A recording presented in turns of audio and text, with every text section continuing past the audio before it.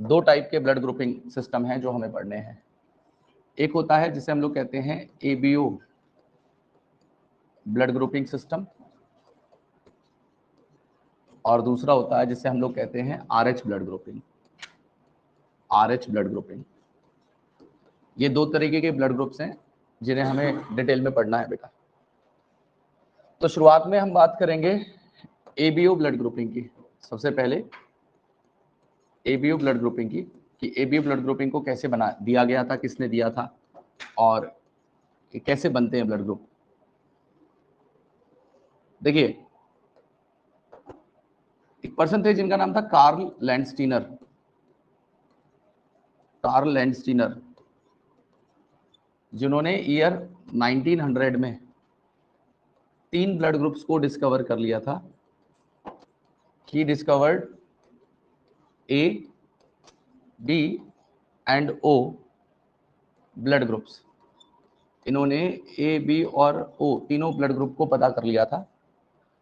और उसी के कुछ समय बाद एक पर्सन थे डी कैस्टेलो, और एक थे स्टर्ली। इन दोनों ने मिलके ए बी ब्लड ग्रुप को डिस्कवर किया था। They discovered A B blood group. तो बात को ध्यान से सुनिएगा। देखिए, हम लोग आज से लगभग 123 साल पहले ईयर 1900 में ये तो पता कर लिया हमने कि ब्लड ग्रुप्स होते हैं, 4 टाइप के होते हैं, ए बी और ओ। लेकिन क्यों होते हैं ये आज तक नहीं पता कर पाए हम।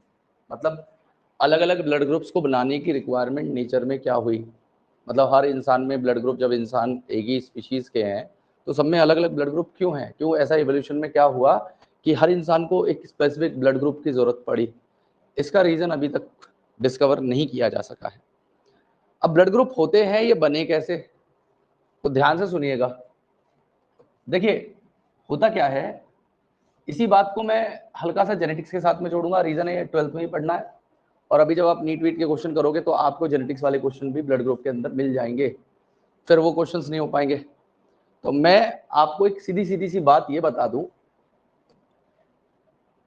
कि हमारे डीएनए का एक सेगमेंट होता है जिसे मैं जीन कह रहा हूं। डीएनए के एक छोटे से हिस्से को जीन कहते हैं। अच्छा, डीएनए किस फॉर्म में, क्रोमोसोम की फॉर्म में या क्रोमेटिन की फॉर्म में, उसी का एक छोटा सा पार्ट जीन कहलाता है। तो एक जीन का नाम मैं आपके सामने दे रहा हूं जिसको मैं कह रहा हूं आई जीन। आई जीन उस जीन का नाम है। ये आई जीन 3 तरीके की अलील्स में प्रेजेंट हो सकती है। देखो, 2 तरीके की अलील्स होती हैं, लेकिन ये आई जीन 3 तरीके के अलील्स में होती है। इसकी 3 एलेलिक फॉर्म होती है। मैं यहाँ पे लिख दे रहा हूं, इनकी 3 एलेलिक फॉर्म होती है। एक एलेलिक फॉर्म होती है आई ए, एक एलेलिक फॉर्म होती है आई बी, और एक एलेलिक फॉर्म होती है जिससे मैं कह रहा हूं स्मॉल आई। अच्छा, किसी भी एक पर्सन में इन तीनों में से 2 होंगी, तीनों नहीं होती। हर इंसान में 3 में से 2 अलील्स हो सकती हैं। मैं यहां पे कह रहा हूं कि ईच पर्सन या each individual have 2 of these 3 alleles. तीनों में से 2 अलील उस पर्सन में होंगी। तो यहां पे अगर किसी पर्सन की बात की जाए तो यहां पे या तो एलेलिक फॉर्म ये हो सकती है, या एलेलिक फॉर्म ये हो सकती है, या एलेलिक फॉर्म ये हो सकती है, या एलेलिक फॉर्म ये हो सकती है, किसी भी एक पर्सन में। और या एलेलिक फॉर्म इस तरीके से हो सकती है, या ये एलील हो सकती है। लगभग 6 तरीके के यहाँ पे जीनोटाइप बन सकते हैं। और याद एक बात और रखना कि इसमें से ये दोनों अलील्स जो हैं आई ए और आई बी, ये इस स्मॉल आई के ऊपर डोमिनेंट है। मतलब कहने का ये है कि आप लोगों ने 10th क्लास में पढ़ा होगा कि जब भी एक डोमिनेंट और रिसेसिव एक साथ होता है तो जो डोमिनेंट ट्रेट होता है वही अपने आप को एक्सप्रेस करता है, रिसेसिव वाले को वो क्या करता है, सप्रेस कर देता है। आप लोगों ने 10th में पढ़ा होगा। तो अगर ये रिसेसिव है, ये दोनों डोमिनेंट हैं, इसका मतलब जब भी आई होगा तो ये रिसेसिव है और ये डोमिनेंट है, तो ब्लड ग्रुप क्या बनना चाहिए? ए ब्लड ग्रुप बनना चाहिए। ए फॉर्म हुई तो यहाँ पे बी ब्लड ग्रुप बनना चाहिए, क्योंकि ये क्या है? रिसेसिव है, ये क्या है? डोमिनेंट है। ये बात समझ में आ रही है आपको? तो यहाँ पे ये दोनों जो है डोमिनेट करती हैं या डोमिनेंट होती हैं ओवर दिस, ये इसकी रिसेसिव फॉर्म है, ये इसकी रिसेसिव फॉर्म है। तो कुल मिला के बात ये हो गई कि यहाँ पे ये ए ब्लड ग्रुप है, ये बी ब्लड ग्रुप हो गया, ये ए बी ब्लड ग्रुप हो गया और ये ओ ब्लड ग्रुप हो गया। अच्छा, ओ ब्लड ग्रुप कब आ सकता है? जब दोनों अलील्स स्मॉल आई और स्मॉल आई साथ आ जाएं तो ही ओ ब्लड ग्रुप बन सकता है, नहीं तो ब्लड ग्रुप ओ नहीं बनेगा। मेरी बात सभी को क्लियर हो रही है? पक्का क्लियर हो रही है? इसके ऊपर नीट में एक सवाल पूछा गया है सीधा सीधा इस वाली बात के ऊपर कि एबीओ ब्लड ग्रुप में कितने जीनोटाइप और कितने फिनोटाइप होते हैं। कॉम्बिनेशन उन्होंने बना के दे दिया था 5 जीनोटाइप 4 फिनोटाइप, लेकिन आंसर इसका क्या है? इसका आंसर देखो 1 2 3 4 5 और 6 जीनोटाइप, 1 2 3 और 4 फिनोटाइप, ये इसका आंसर है। नीट में लेटेस्ट क्वेश्चन पूछा हुआ है, अगर आप पीवाई की उठा के देखेंगे नीट का तो आपको इस तरीके का सवाल वहां पे मिल जाएगा। हालांकि 12th के अंदर एक टॉपिक है हमारा कोडोमिनेंस और मल्टीपल एलेलिज्म, उन दो टॉपिक्स में से पढ़ाया जाता है जेनेटिक्स के अंदर। ठीक है जी, अब आगे की बात सुनिएगा। ये ब्लड ग्रुप बनते कैसे हैं? मतलब हमने अभी तक तो ये बार बार मैं रिपीट कर रहा हूं कि ब्लड ग्रुप है, ये ब्लड ग्रुप एक्चुअल में क्या बवाल है? जैसे ये दोनों अलील्स हैं, ये फॉर्म है, ये फॉर्म है, तो होता क्या है? जैसे सपोज करो ए ब्लड ग्रुप की बात करूंगा, फिर मैं बी की बात करूंगा, फिर ए बी की बात करूंगा, फिर ओ ब्लड ग्रुप की बात करेंगे। तो ए ब्लड ग्रुप के अंदर क्या होता है? जो रेड ब्लड कॉर्पोसेल्स हैं, जो रेड ब्लड कॉर्पोसेल्स हैं, आरबीसीज हैं, उस आरबीसी की जो प्लाज्मा मेम्ब्रेन होती है, उस आरबीसी की जो प्लाज्मा मेम्ब्रेन होती है, उस प्लाज्मा मेम्ब्रेन के ऊपर कुछ स्पेसिफिक प्रोटीन और शुगर के मॉलिक्यूल्स लगे होते हैं, और वही मॉलिक्यूल स्पेसिफिक होते हैं। उनका जो सीक्वेंस है, लैक्टोज सुक्रोज गैलेक्टोज या सुक्रोज लैक्टोज गैलेक्टोज, सीक्वेंस आगे पीछे हो जाता है शुगर्स का। तो मैं, हालांकि आपको ये याद नहीं करना है कि उसका सीक्वेंस क्या होगा, ए ब्लड ग्रुप में प्लाज्मा मेम्ब्रेन पे कौन सी शुगर लगी है और शुगर के अंदर मोनोमर्स कौन से लगे हैं, वो याद नहीं करना, वो बहुत हायर लेवल पे पढ़ना होता है। अभी फिलहाल बस आप ये समझिएगा कि यहाँ पे जो शुगर का पैटर्न है या सीक्वेंस है, उसको समझाने के लिए मैं कोई एक अलग तरीके का एक पैटर्न बना दे रहा हूं। तो यहाँ पे ए ब्लड ग्रुप था तो उसके ऊपर इस तरीके का पैटर्न लगा हुआ था, यहाँ पे बी ब्लड ग्रुप था तो इसका जो पैटर्न था वो अलग लगा हुआ है। ए बी ब्लड ग्रुप है, ए बी ब्लड ग्रुप है तो इसमें दोनों पैटर्न हैं, ये भी है और ये भी है। ओ वाले के ऊपर कोई भी शुगर नहीं लगा हुआ, तो इन्हें हम लोग बेटा एंटीजन भी नाम दे देते हैं। इनको क्या नाम दे देते हैं? एंटीजन भी कह देते हैं इन्हें हम।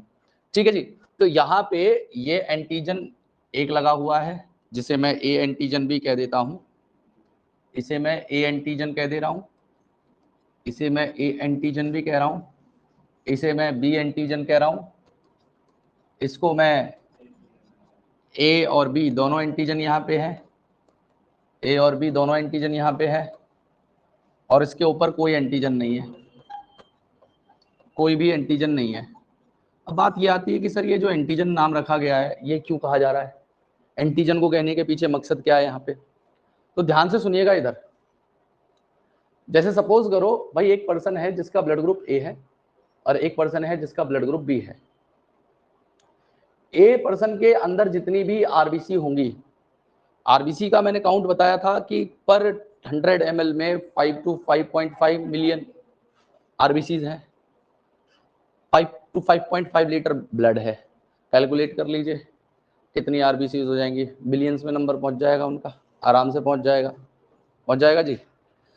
और जब भी ब्लड ट्रांसफ्यूजन करवाया जाता है तो 1 यूनिट ब्लड चढ़ाया जाता है, 1 यूनिट होता है 400 ml का, 400 ml का। अगर 100 ml में 5 से 5.5 मिलियन आरबीसीज हैं तो 400 ml में कितना हो जाएगा? 20 to 2200 मिलियन आरबीसीज। आप एक ब्लड ग्रुप, मतलब आप कहोगे यार थोड़ा सा ही तो ब्लड था, थोड़ा सा ब्लड नहीं, उसमें 22 मिलियन आरबीसीज हैं जो आप ट्रांसफ्यूज करा रहे हो, और गलती से अगर वो ट्रांसफ्यूज होती है तो उस कारण क्या समस्या आएगी, उस समस्या की बात कर लेते हैं। तो यहाँ पे मैंने बोला कि भाई एक पर्सन ए है जिसकी आरबीसी जो थी उस आरबीसी पे इस तरीके का एंटीजन लगा हुआ था, और यहाँ पे एक पर्सन है जिसका ब्लड ग्रुप बी है, उसकी जो आरबीसी थी उसके ऊपर पैटर्न ऐसा लगा हुआ है। तो ए पर्सन जो है जिसका ए ब्लड ग्रुप है उसका जो इम्यून सिस्टम है और बी का जो इम्यून सिस्टम है वो केवल इस तरीके की आरबीसी को पहचानता है। देखो हमारा जो इम्यून सिस्टम है उसका काम करने का पैटर्न कुछ इस तरीके से है कि अगर हमारे इम्यून सिस्टम को कोई भी सेल्फ मॉलिक्यूल मिलता है तो उसके लिए कोई हार्म नहीं होगी, लेकिन अगर कोई भी मॉलिक्यूल ऐसा आ जाता है जो बाहर का होगा, जो उस इम्यून सिस्टम के लिए नया मॉलिक्यूल होगा जिससे इम्यून सिस्टम पहले कभी रिकॉग्नाइज या पहचान नहीं कर पाया, वो उस मॉलिक्यूल को तुरंत डिटेक्ट करके डिस्ट्रॉय करना चाहता है। तो आप दोनों में से कोई एक कंडीशन कर लीजिए, या तो इसके ब्लड को इसमें ट्रांसफ्यूज कर लीजिए या इसके ब्लड को इसमें ट्रांसफ्यूज कर दीजिए, कंडीशन एक ही होनी है। अच्छा, जो रिसिपिएंट होगा डेथ उसकी होगी, कैसे होगी उसे जान लेते हैं। मैंने बोला कि सपोज मैं यहाँ पे कंडीशन ये ले रहा हूं कि इस ए पर्सन के ब्लड को बी पर्सन के अंदर बिना जाने ट्रांसफ्यूज करा दिया गया ब्लड ग्रुप को। तो यहाँ से जो ब्लड ट्रांसफ्यूज कराया उसकी आरबीसी के ऊपर इस तरीके का एंटीजन या ए एंटीजन लगा हुआ था, और बी का जो इम्यून सिस्टम था वो केवल इस तरीके के एंटीजन या बी एंटीजन को ही पहचानता था। तो जब ये वाली आरबीसीज बहुत सारी ट्रांसफ्यूज इसके अंदर कराई गई तो इसके इम्यून सिस्टम के लिए ये जो एंटीजन है जिसे मैं ए एंटीजन कह रहा हूं, ये बिल्कुल एक नया मॉलिक्यूल था। तो ये क्या करेगा, ये बी का इम्यून सिस्टम बहुत सारी इस ए एंटीजन के खिलाफ एंटीबॉडीज बनाएगा। अच्छा, ये एंटीबॉडीज इस बी की बॉडी में बन गई, तो ये बॉडी एंटीबॉडी किसके खिलाफ बनी, ए के। तो इसे मैं अगर ये कह दूं एंटी ए एंटीबॉडी तो गलत थोड़ी होगा, एंटी ए एंटीबॉडी नाम दे देता हूं तो ये गलत थोड़ी है, ए के अगेंस्ट ही एंटीबॉडी बनाई गई है।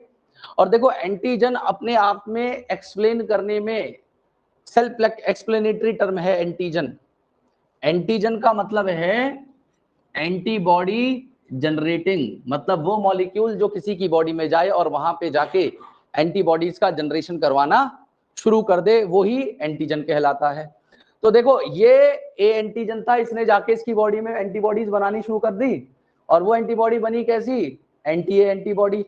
अब ये एंटी एंटीबॉडी क्या करेंगी, ये जहां जहां इसको ए ब्लड ग्रुप वाली आरबीसीज मिलेंगी उसके ऊपर जो ए एंटीजन होगा ये एंटीबॉडीज जाएंगी, उसके साथ जुड़ना चाहेंगी।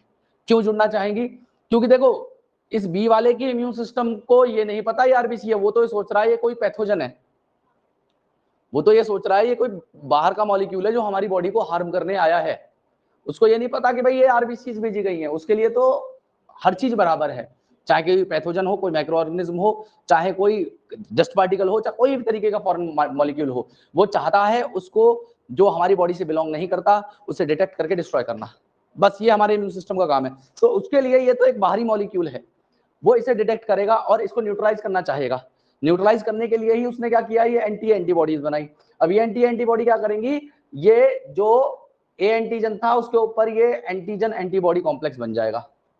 यहां पे क्या होगा, एंटीजन एंटीबॉडी कॉम्प्लेक्स बनेगा, और इसी चीज को कहा जाता है एग्लूटिनेशन, एग्लूटिनेशन रिएक्शन, या सीधी भाषा में बोले तो clumping of blood, clumping of blood.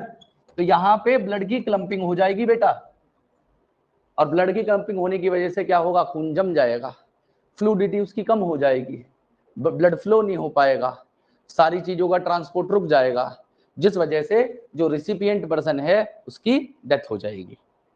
मेरी बात समझ में आ रही है, कैजुअलिटी होगी, बहुत सीवियर कंडीशन हो जाएगी, और यही काम अगर इससे इसमें डालते हो तो भी होगा। लेकिन अब यहां पे समझिए, देखिए अगर ऐसा हो कि यहां पे मैंने ए ब्लड ग्रुप वाली आरबीसी ली, बी ब्लड ग्रुप वाली आरबीसी ली, ए बी ब्लड ग्रुप वाली आरबीसी ली, और ओ ब्लड ग्रुप वाली आरबीसी ली, ए के ऊपर ए एंटीजन, बी के ऊपर बी एंटीजन, यहाँ पे दोनों एंटीजन और यहाँ पे कोई एंटीजन नहीं है। अब यहाँ पे मैं एक पर्सन ले रहा हूँ जिसका ब्लड ग्रुप ए बी है, जिसका ब्लड ग्रुप ए बी है, तो उसके पास में ए और बी दोनों एंटीजन इसके ऊपर है, ए और बी दोनों एंटीजन इसके पास है। तो अगर मैं ये करूं कि इस ए ब्लड ग्रुप को इसके अंदर ट्रांसफ्यूज करूं, तो भाई इसके इम्यून सिस्टम के लिए ये जो मॉलिक्यूल है ये नया नहीं है, क्योंकि इसके पास जो आरबीसी है उसके पास भी कुछ ऐसा मॉलिक्यूल था। तो इसके लिए ए बी ब्लड ग्रुप वाला जो पर्सन है वो कोई भी रिएक्शन नहीं देगा, वो इजीली उसे एक्सेप्ट कर लेगा। सिमिलरली अगर बी पर्सन है, अगर उसको बी को ट्रांसफ्यूज कर देता हूं, तो यहाँ पे जो ये वाली एंटीजन है, बी एंटीजन है, वो भी इसके पास मौजूद था, इससे भी इसका जो इम्यून सिस्टम है वो फेमिलियर है, इसके लिए भी कोई रिएक्शन नहीं होगा। अब ये दोनों मॉलिक्यूल्स इसके पास हैं, ये भी आसानी से इसको एक्सेप्ट कर लेगा, और ये बेचारा इसके पास तो कोई एंटीजन नहीं है, इसको तो कोई भी एक्सेप्ट आसानी से कर सकता है। क्यों भाई? इसके पास में जब एंटीजन ही नहीं है तो कोई भी बॉडी उसे आसानी से एक्सेप्ट कर पाएगी, बहुत आसानी से एक्सेप्ट कर पाएगी, क्योंकि कोई दिक्कत ही नहीं है उसके ऊपर। तो इसीलिए जो ए बी ब्लड ग्रुप होता है उसे हम कहते हैं यूनिवर्सल रेसिपिएंट, उसको हम लोग कहते हैं यूनिवर्सल रेसिपिएंट। लेकिन इसी के कॉन्ट्रास्टिंगली बात कर लेते हैं, ये पर्सन है जिसका ओ ब्लड ग्रुप है। अब ओ ब्लड ग्रुप वाले के ऊपर कोई भी एंटीजन नहीं होगा, तो इसको आप ए के अंदर ट्रांसफ्यूज करो वो भी एक्सेप्ट करेगा, बी के अंदर ट्रांसफ्यूज करो वो भी एक्सेप्ट करेगा, ए बी के अंदर तो सभी एक्सेप्ट हो रहा है, और ओ के अंदर भी आसानी से एक्सेप्ट होगा। तो जो ब्लड ग्रुप जो कोई एंटीजन ना रखता हो, जिसके ऊपर कोई एंटीजन ना हो, और वो सब में एक्सेप्ट कर लिया जाए, वो क्या होगा? यूनिवर्सल। क्लियर है मेरी बात सभी को? अब आते हैं बात इसकी टेबल के ऊपर जो आपकी एनसीईआरटी के अंदर दी हुई है। तो वो टेबल कुछ प्रकार है, तो इधर देखिए, देखिए यहाँ पे मैं ब्लड ग्रुप लिख रहा हूं, यहाँ पे मैं ब्लड ग्रुप लिख रहा हूं, यहाँ पे उस ब्लड ग्रुप में पाए जाने वाले एंटीजन्स की बात होगी, यहाँ पे उसके अंदर कौन सी एंटीबॉडीज मिलेंगी उन एंटीबॉडीज की बात करेंगे, यहाँ पे ये डोनेट किसको कर सकते हैं उसकी बात की जाएगी, और यहाँ पे ये रिसीव किस किस से कर सकते हैं उसकी बात की जाएगी। तो इस टेबल को पूरा करते हैं। सबसे पहले ए से शुरू करते हैं। ब्लड ग्रुप अगर ए है तो एंटीजन भी क्या होगा? एंटीबॉडी अगेंस्ट होगी बी के अगेंस्ट, एंटी बी। डोनेट किसको कर सकता है? ए को और ए बी को। रिसीव किससे कर सकता है? ओ से और ए से। यही है। सिमिलरली दूसरे नंबर पे बात की जाए तो बी ब्लड ग्रुप के अंदर एंटीजन क्या होगा? बी। एंटीबॉडी कौन सी होंगी? एंटी ए। डोनेट किसको कर सकता है? बी या ए बी। रिसीव ओ से या बी से। इसी तरीके से तीसरे नंबर पे हम लोग ए बी ब्लड ग्रुप की बात कर लेते हैं। तो इसमें एंटीजन कौन सा होगा? ए और बी दोनों एंटीजन होंगे, एंटीबॉडीज के पास में नहीं होगी। डोनेट ये किसको कर सकता है? केवल ए बी को। रिसीव किससे कर सकता है? सभी से, सबसे, तब ये यूनिवर्सल रेसिपिएंट है। उसके अलावा ओ ब्लड ग्रुप की बात करते हैं, एंटीजन इसके ऊपर नहीं होगा, एंटीबॉडी दोनों के अगेंस्ट होगी, एंटी ए और एंटी बी दोनों के खिलाफ होंगी। डोनेट ये किसको कर सकता है? ए बी और ओ। रिसीव किससे कर सकता है? केवल ओ से। तो ये वो टेबल है जो आपकी एनसीईआरटी के अंदर दी हुई है। आसान सी बात है। अब आते हैं आरएच ब्लड ग्रुपिंग के ऊपर। ये आरएच ब्लड ग्रुपिंग कैसे काम करती है? देखो, एबी ब्लड ग्रुपिंग की तो बात हो गई, एबी ब्लड ग्रुपिंग ने कैसे काम किया वो भी हमने पढ़ लिया। अब देखिए आरएच ब्लड ग्रुपिंग की बात करते हैं, और इसमें क्या कंडीशंस हैं उनकी बात करी जाएगी। देखिए आरएच ब्लड ग्रुपिंग,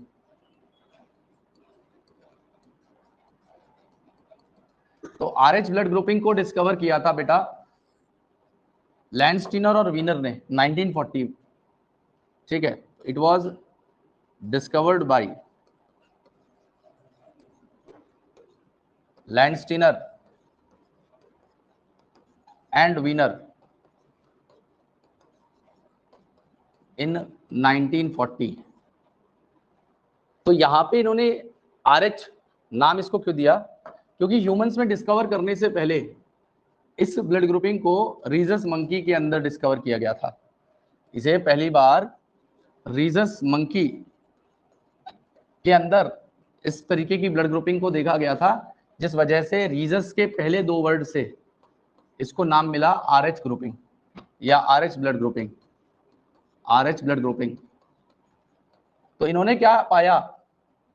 उन्होंने ये पाया कि जो ब्लड ग्रुप के लिए स्पेसिफिक एंटीजेंस हैं ए बी या ए और बी, सिंपली वो दो ही तो टाइप के हैं, ए बी में तो दोनों ही हैं, ए और बी तो है 2 मेन एंटीजन। तो इन्होंने ये पाया कि इन 2 एंटीजन के अलावा एक और एंटीजन आरबीसी की प्लाज्मा मेम्ब्रेन पे प्रेजेंट होता है और उसे इन्होंने नाम दे दिया RH एंटीजन। इन्होंने क्या बताया कि apart from A and B antigen, there are, या ऐसे लिखिएगा, there is RH antigen present on RBC plasma membrane. RBC की प्लाज्मा मेम्ब्रेन पे ए और बी एंटीजन तो है ही है, साथ में एक और एंटीजन होगा जिसे मैं RH एंटीजन कह दे रहा हूं। तो यहां पे इन्होंने क्या बताया कि अगर मैं A blood group, B blood group, AB blood group और O ब्लड ग्रुप, इन चारों के लिए कंडीशन ले रहा हूं, सबसे पहले A पॉजिटिव, A नेगेटिव, इसी तरीके से B positive, B negative, AB positive और AB नेगेटिव, O पॉजिटिव और O नेगेटिव। ये 4 तरीके के मैंने यहाँ पे ब्लड ग्रुप लिखे और उनके दोनों टाइप्स लिख दिए। तो देखो, A ब्लड ग्रुप है, उसके ऊपर A एंटीजन है, A एंटीजन है। B ब्लड ग्रुप है तो उसके पास में B एंटीजन है, इसके पास भी B एंटीजन है। AB ब्लड ग्रुप है तो इसके पास में A और B दोनों एंटीजन है, इसके पास में A और B दोनों एंटीजन है। O ब्लड ग्रुप के पास में कोई एंटीजन नहीं है, इसके पास भी कोई एंटीजन नहीं है, फिलहाल के लिए ये मान के चलिए। सब में कोई डिफरेंस है, सब एक जैसे, लेकिन डिफरेंस है। डिफरेंस क्या आएगा कि ये ए एंटीजन, ये एंटीजन था, लेकिन इसके पास में RH एंटीजन एक और था। मतलब ए एंटीजन के साथ साथ एक और नया एंटीजन है जो इसके पास में प्रेजेंट है, लेकिन इसके पास में प्रेजेंट नहीं है। सिमिलरली बी पॉजिटिव जो था उसके पास में ये वाला RH एंटीजन मौजूद है, इसके पास भी RH एंटीजन मौजूद है, और O के पास में कोई एंटीजन नहीं है लेकिन फिर भी RH एंटीजन मौजूद होगा। तो जो RH एंटीजन कंटेनिंग ब्लड है या आरबीसी है वो हमारी पॉजिटिव कहलाती है, पॉजिटिव कहलाएंगे। अब वो चाहे A पॉजिटिव हो, B पॉजिटिव हो, AB पॉजिटिव हो, चाहे O पॉजिटिव हो। अब ध्यान एक और रखिएगा कि इस वर्ल्ड में 80% पॉपुलेशन है जो RH पॉजिटिव है। इस वर्ल्ड में 80% individuals in world are RH positive, RH positive. अब यहां पे भी एक दिक्कत है, पहले तो हम लोग 2 ब्लड ग्रुप के बीच में बात कर रहे थे कि ब्लड ट्रांसफ्यूजन नहीं हो सकता। अब अगर सेम ब्लड ग्रुप है लेकिन अगर उसमें RH की दिक्कत है तो भी ब्लड ट्रांसफ्यूजन नहीं कर सकते। मतलब कहने का ये है कि अगर आप A पॉजिटिव को A नेगेटिव के अंदर ट्रांसफ्यूज नहीं कर सकते, लेकिन A नेगेटिव को A पॉजिटिव के अंदर ट्रांसफ्यूज कर पाओगे, उसमें कोई दिक्कत नहीं है। क्यों नहीं है? तो आइए इस बात को भी जान लेते हैं। उदाहरण के तौर पे एक कंडीशन ले रहा हूं मैं,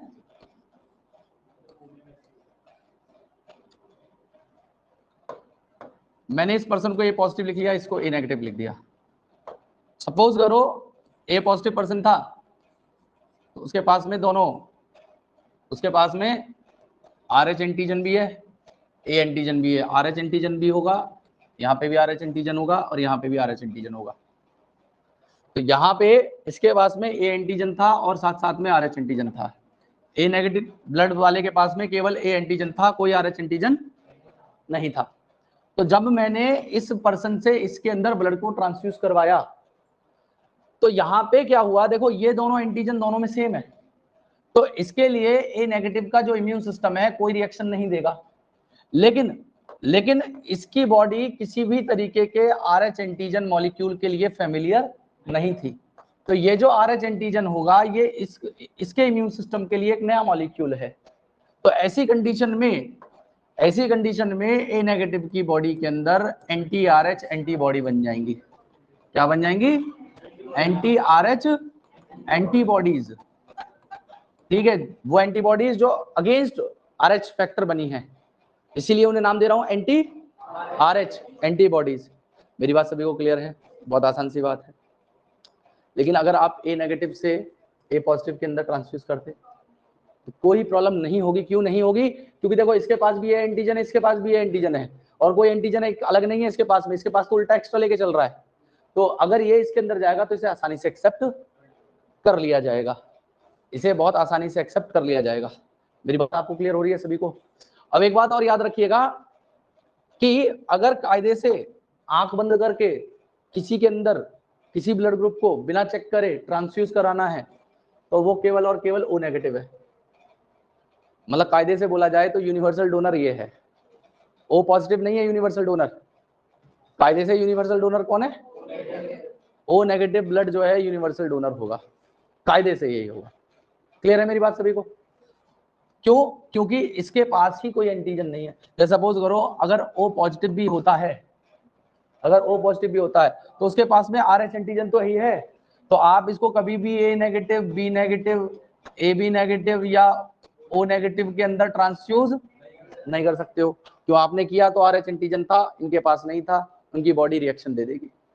मेरी बात समझ पा रहे हो? सभी को क्लियर है? अब इसी से जुड़ी हुई एक समस्या है जिसे हम लोग कहते हैं RH इनकॉम्पेटिबिलिटी या इरेक्ट्रोब्लास्टोसिस फीटालिस। तो आइए उस इरेक्ट्रोब्लास्टोसिस फीटालिस वाली कंडीशन को भी जान लेते हैं, क्या होता है ये इरेक्ट्रोब्लास्टोसिस फीटालिस।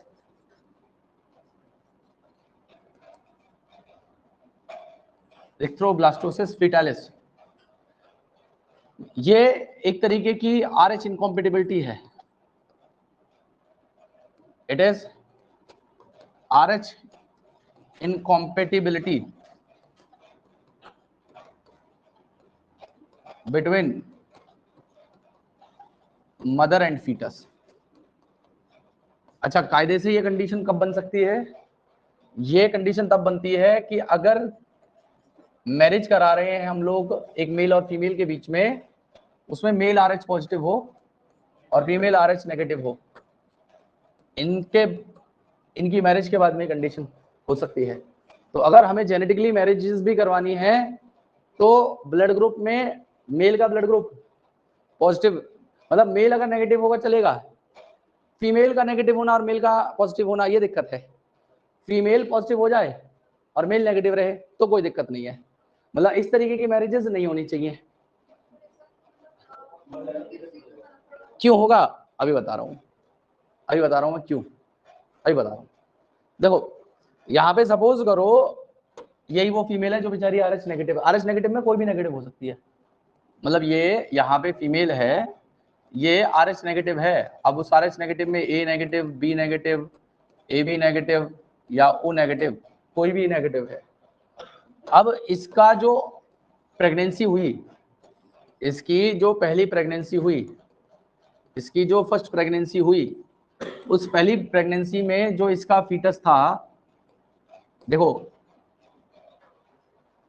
कुछ फैक्टर तो फादर से भी ट्रांसमिट होंगे, तो अगर फादर वाली जो जीन है या अलील है वो इस बच्चे में एक्सप्रेस हुई तो बच्चा पॉजिटिव होगा। तो ये हो गया RH पॉजिटिव। RH पॉजिटिव में कोई भी पॉजिटिव हो सकता है, मतलब वो A positive, B positive, AB positive, O positive, कोई सा भी पॉजिटिव हो गया, इससे कोई दिक्कत नहीं हो रही है, पहली बार में कोई दिक्कत नहीं हो रही है। मतलब यहाँ पे क्या हुआ, ये जो प्रेगनेंसी होगी फर्स्ट प्रेगनेंसी, ये बिल्कुल नॉर्मल चलेगी, किसमें कोई भी परेशानी नहीं आएगी इस मदर को ना बच्चे को।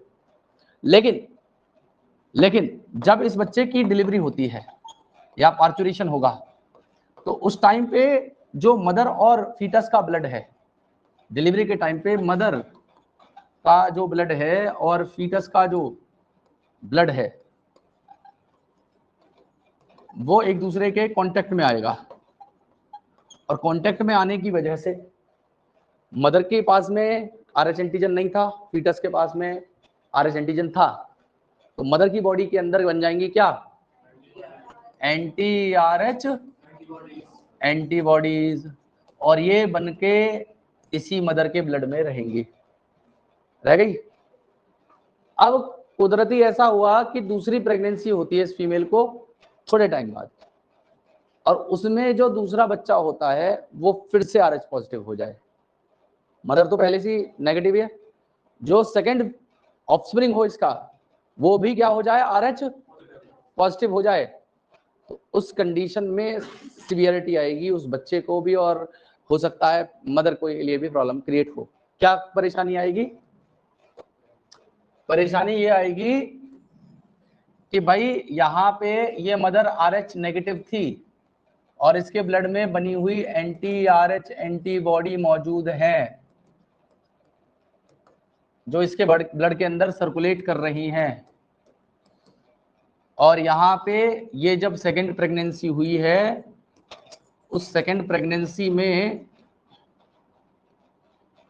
इस सेकंड प्रेगनेंसी में जो ऑफस्प्रिंग है वो फिर से आरएच पॉजिटिव हो गया है, आरएच के अगेंस्ट एंटीबॉडीज बनी हुई हैं, ये क्या करेंगी, ये एंटीबॉडीज प्लासेंटा को क्रॉस करेंगी और फीटस की आरबीसीज को आके डिस्ट्रॉय करना शुरू कर देंगी। मतलब जो यहाँ पे फीटस है उसकी आरबीसी के ऊपर जो आरएच फैक्टर लगा हुआ है उस पे एंटीबॉडी आएंगी, बाइंड करेंगी, अब इसको डिस्ट्रॉय करेंगी तो इंटरन पूरी आरबीसी खत्म होगी। तो इस फीटस के अंदर क्या होगा, आरबीसी डिस्ट्रॉय होने की वजह से आरबीसी काउंट घट जाएगा, जिस कंडीशन को हम अनीमिया कहते हैं, और ज्यादा आरबीसी टूटने की वजह से उस बच्चे के अंदर जॉइंटिस वाली कंडीशन पैदा होगी, और अगर ज्यादा इस चीज को अनडिटेक्ट छोड़ा जाए तो उस फीटस की मदर के वोम में ही डेथ हो जाएगी। ठीक है, तो इस चीज को बचाने का क्या काम किया जा सकता है, इस कंडीशन में ये किया जा सकता है कि जैसे ही पहली डिलीवरी होती ये जो एंटी आरएच एंटीबॉडीज हैं उनके अगेंस्ट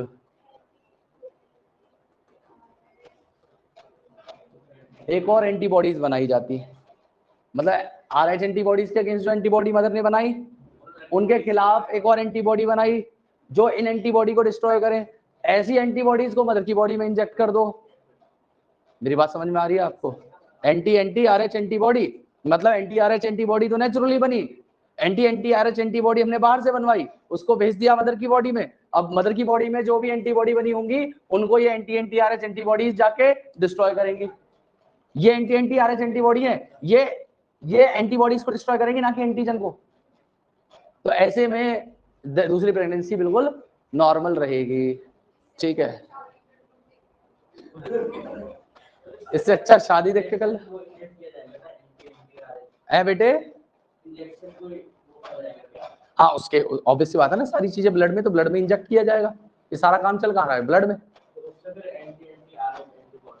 हाँ, एंटी आरएच एंटीबॉडीज बाहर से भेजी जाएंगी, एंटी आरएच एंटीबॉडीज मदर के अंदर है, तो वो जो एंटी आरएच एंटीबॉडी है उन एंटी आरएच एंटीबॉडीज को डिस्ट्रॉय कर देंगी।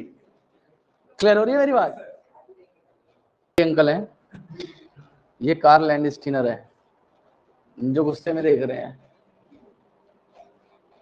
सुहानी तुझे देख रहे हैं बेटा, ये तू मलेशिया चली गई है वो तुझे देख रहे हैं, देख कैमरे की तरफ देख रहे हैं। चॉकलेट वाला। तो यहाँ पे देखिए ब्लड ग्रुप को कार्ल लैंडस्टीनर ने डिस्कवर किया था, एबी और आरएच ग्रुपिंग, दो तरीके की ब्लड ग्रुप होते हैं। यहाँ पे इन्होंने क्या बताया है, एबी ब्लड ग्रुपिंग के अंदर कि ये बेस्ड होता है किसके ऊपर, प्रेजेंस और एब्सेंस ऑफ दो सरफेस एंटीजन, या तो ए या बी या दोनों एक पे हो जाएंगे।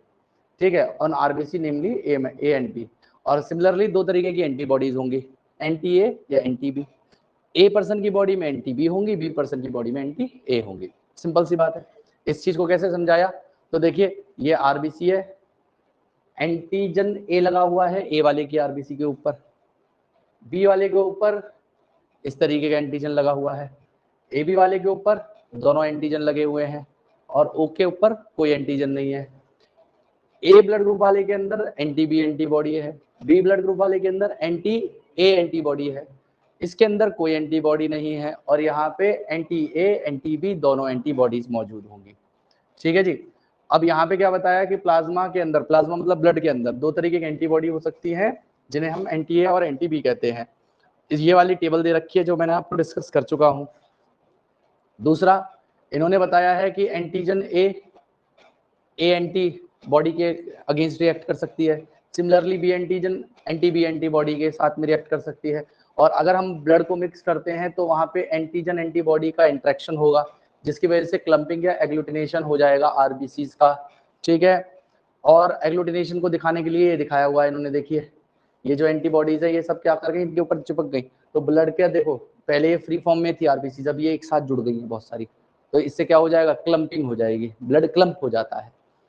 उसके अलावा एबीओ ब्लड ग्रुप के अंदर बताया ओ पर्सन यूनिवर्सल डोनर है, जो सभी को किसी भी ब्लड ग्रुप को ब्लड दे सकता है। एबी ब्लड ग्रुप वाला जो पर्सन है वो यूनिवर्सल रेसिपिएंट है क्योंकि वो सभी ब्लड ग्रुप सभी से ब्लड ले सकता है। सिमिलरली इन्होंने बताया हुआ है आरएच के लिए कि रीजस फैक्टर जो होता है ये भी एक एंटीजन है जो ए और बी एंटीजन के अलावा मौजूद हो सकता है। तो RH पॉजिटिव मींस वो पर्सन जिसके पास में RH फैक्टर है, और RH नेगेटिव वो जिसके पास RH फैक्टर नहीं है। लगभग 80% ह्यूमन जो होते हैं वो हमारे RH पॉजिटिव है। अब इन्होंने क्या बताया है कि एंटी RH एंटीबॉडीज नॉर्मली हमारी बॉडी में नहीं आती हैं, तो अगर RH negative person RH positive से ब्लड लेता है एक बार में, तो पहली बार में क्या होगा, एंटी RH एंटीबॉडी उसके ब्लड में बन जाएंगी, तो दूसरी बार जब ब्लड ट्रांसफ्यूजन होगा RH पॉजिटिव ब्लड का, जिसकी वजह से क्या हो सकता है, एग्लूटिनेशन हो सकता है, और RH जो ग्रुप है उनको मैच करना चाहिए बिफोर ट्रांसफ्यूजन। तो ये इन्होंने देखो दिखाया हुआ है कि RH पॉजिटिव ये महिला थी, इससे इस टकले के अंदर ब्लड भेज दिया, ये टकले की आंखें खुल जाएंगी। ठीक है, नहीं मतलब देखो नहीं करना है ऐसा काम। अब इन्होंने बताया RH नेगेटिव से RH नेगेटिव में भेज सकते हो, RH नेगेटिव से RH पॉजिटिव में भेज सकते हो, तो ये पॉजिटिव को पॉजिटिव के अंदर भेजोगे, लेकिन ऐसे नहीं करोगे, नहीं तो ऐसे हो जाएगा। ठीक है, अब अगली बात ध्यान से सुनिएगा, यहाँ पे अगली कंडीशन दे रखी है इरिथ्रोब्लास्टोसिस फीटालिस। इसमें क्या बताया हुआ है कि एक तरीके की RH इनकम्पेटिबिलिटी है, जो RH नेगेटिव ब्लड किसी प्रेग्नेंट फीमेल का है और उसके फीटस का RH पॉजिटिव ब्लड है। तो इन्होंने बताया है कि RH एंटीजन जनरली मिक्स नहीं होते मैटरनल ब्लड के साथ में पहली प्रेगनेंसी के दौरान। क्यों? क्योंकि प्लासेंटा फीटस ब्लड को और मैटरनल ब्लड को अलग रखता है पहली प्रेगनेंसी में। और दूसरा बताया हुआ है कि जब डिलीवरी हो रही थी पहली वाली, तो वहां पे पॉसिबिलिटी है एक्सपोजर हो जाए मैटरनल ब्लड का with small amount of RH positive blood from foetus. Foetus और मैटरनल ब्लड आपस में थोड़ा एक्सपोज हो जाए, मतलब मिल जाए, जिस वजह से क्या होगा, ये इंड्यूस करेगा फॉर्मेशन होने को किसकी, एंटीबॉडीज। कौन सी, एंटी RH एंटीबॉडीज, और वो किस में बन जाएंगी, मैटरनल ब्लड में बन जाएंगी। तो देखो इन्होंने क्या दिखाना चाहा है, यहाँ पे इन्होंने दिखाना चाहा है कि देखो ये फीमेल थी जो प्रेग्नेंट थी, इसका ब्लड के अंदर RH नेगेटिव ब्लड सेल थी, और जो अंदर फीटस था उसका RH पॉजिटिव था। ठीक है, तो इन्होंने क्या बताया है कि जब पहली डिलीवरी हुई तो उस दौरान इस नेगेटिव ब्लड वाली फीमेल के अंदर ये एंटीबॉडीज बन गई, ये येलो कलर से एंटीबॉडीज बनाई है इन्होंने, लेकिन पहले वाले को कोई हार्म नहीं करा है, पहले वाले को कोई हार्म नहीं करा है। ठीक है, बस इसने क्या किया है, इंड्यूस कर दिया है। इंड्यूस मतलब उसको प्रोवोक किया उसके इम्यून सिस्टम को कि तुम क्या करो, एंटीबॉडीज का प्रोडक्शन स्टार्ट कर दो।